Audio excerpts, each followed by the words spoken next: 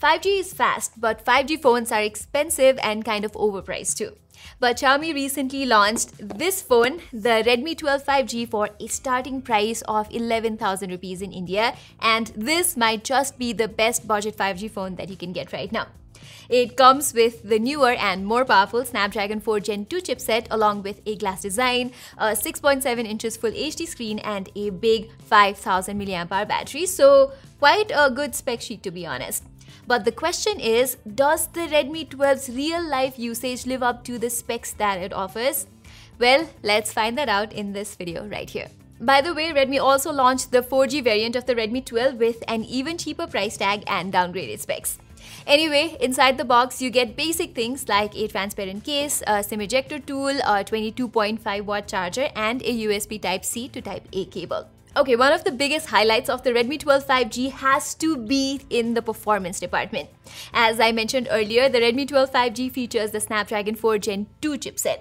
Now, we've seen the Snapdragon 4 Gen 1 in action in more expensive smartphones like the Redmi Note 12 5G, and we have been pretty impressed. With the newer 4 Gen 2, the performance on this phone is excellent for the price.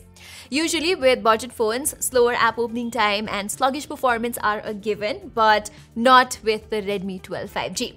You can see how going through various UI elements does not feel slow here, and app opening does not take as long as other budget phones. Even while gaming, I have been pretty satisfied with the results that it gave me.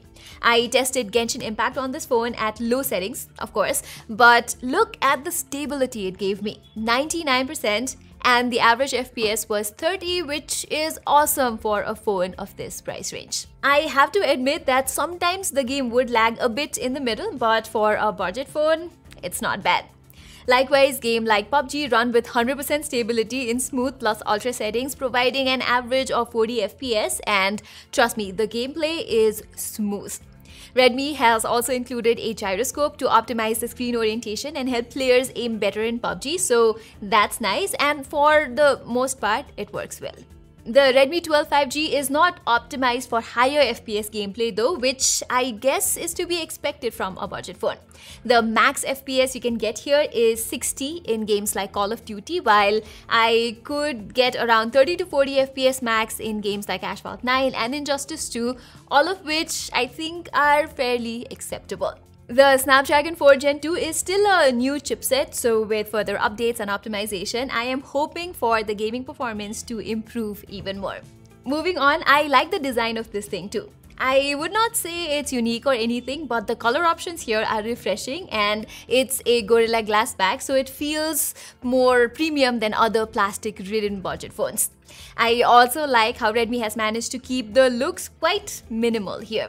That said, the Redmi 12 5G is slightly on the heavier side and a bit wide as well, so using it for long hours might not be the most comfortable. But there are no creaks or bends or anything like that, and the build quality here is quite sturdy.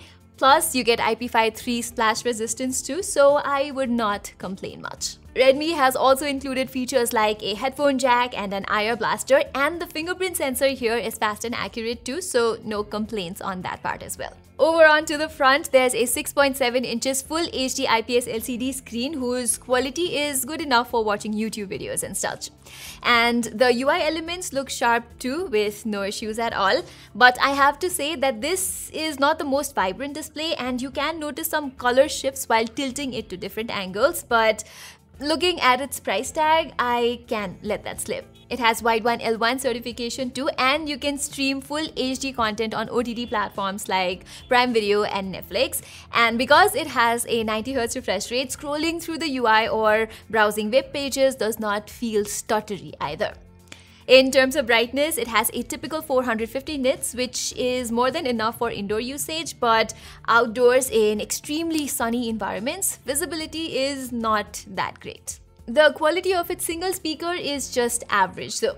There is no distortion, but it's not very loud, and the highs sound quite sharp here, which means that watching content with a lot of dialogues here won't be a problem, but listening to songs is just not that good of an experience. Another thing that's average on the Redmi 12 5G is its cameras. It comes with a dual camera setup of a 50 megapixel primary sensor along with a 2 megapixel depth sensor, and its performance is just okay for the price and nothing extra. The detail levels in the pictures are just okay-ish and the colors are not overdone. But there is some focus issue here and there once in a while, but other times I found the output from this phone to be good enough. You just have to make sure you turn on HDR from the camera settings, and most of the time you will get good shots. But something that's a little frustrating here is that you have to turn on the HDR every time you shoot a picture for some reason. The Redmi 12 5G handles human subjects well though. There's a noticeable skin smoothing going on, but the end results look quite nice here. The only thing is it cannot maintain exposure in the background very well, and there is no HDR mode for portraits too. Likewise, you won't get good pictures during low light from this phone either. Here the images are not very sharp and it has a fair amount of noise. Turning on night mode does help a little with maintaining details and exposure better, but don't expect extremely good results. Likewise, as expected, the video capability of this phone is also subpar. The max you can shoot is at 1080p 30fps and the output is just meh. On a different note, the battery backup of the Redmi 12 5G is very impressive.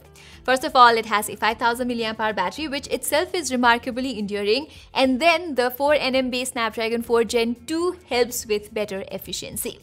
The phone is also able to switch between refresh rates according to the content on the screen, which further helps in optimizing the battery life. Xiaomi says that the display is able to switch between 30, 45, 60 and 90 Hz, but during my usage, I never noticed it go as down as 30. When put idle, it runs at 49 Hz, while it goes to 60 when playing videos and using UI and such triggers 90 Hz. It takes around 1 second to register what's happening on the screen and then switches the refresh rates quite effectively. For charging, you get a 22.5 adapter inside the box, but the phone supports 18-watt charging only, which takes the phone from 0 to 100% in about 1 hour and 45 minutes or so. Lastly, the Redmi 12 ships with full-fledged MIUI 14 on top of Android 13, and yes, like with most Redmi phones, you will get a few unwanted bloatware apps and a little bit of ads here and there in the UI as well. I guess this is something that you have to live with on Redmi phones.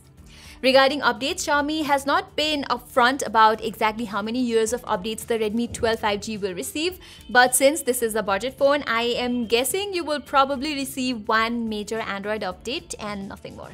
Talking about a few extras, network reception and everything was not an issue while I used this phone, and it features a total of 12 5G bands as well.